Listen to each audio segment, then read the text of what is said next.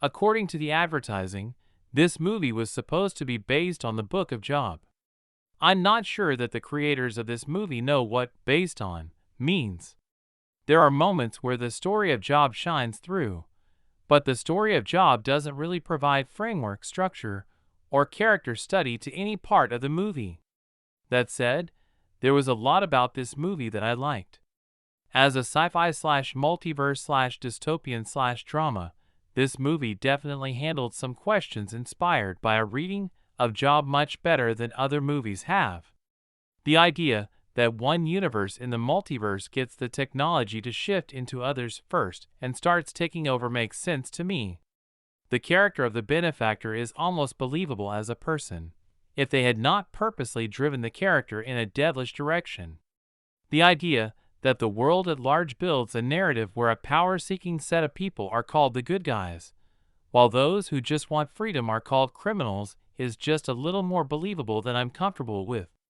The thought and planning that the benefactor puts into recruiting Kevin is also sadly believable. That said, Deus Ex Machina is a criticism, not a suggestion. Making the Deus that is Ex Machina the true God doesn't make it okay. This is one of the things that I like about Christian movies based on real people and real experiences. In fiction, people want God to be a character in the story, even if he's an off-screen character.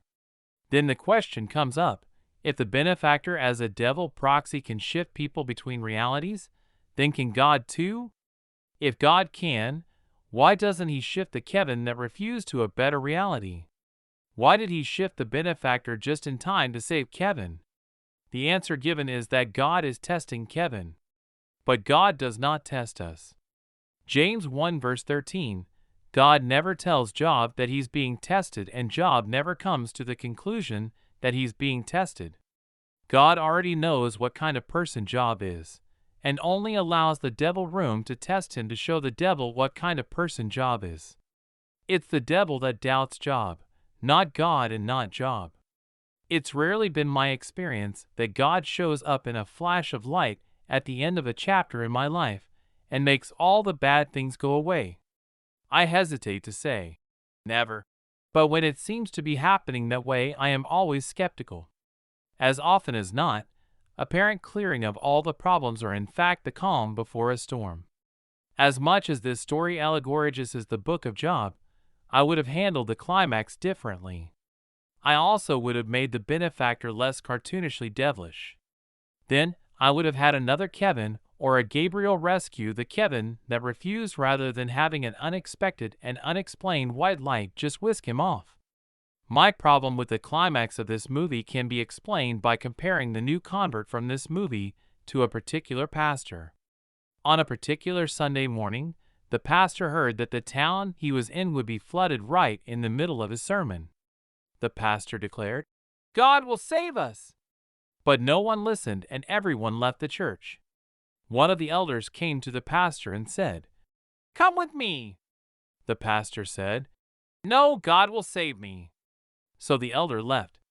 Then a neighbor came in an SUV and said, "Come with me." The pastor said, "No, God will save me." So the neighbor left. Then a fisherman came in a rowboat and said, "This place is flooded. Come with me." The pastor replied, "No, God will save me." So the fisherman left. Finally, a helicopter dropped a rope ladder and said, "Grab the rope. You're all that's left. Come with me." The pastor replied, "God will save me." So the pastor died. The pastor stood in front of God. "God, why didn't you save me?" the pastor asked. In reply, God said, "I sent you a car, a rowboat, and a helicopter. What were you expecting?" The new convert leaving this movie will very much act like this pastor, and that's a problem.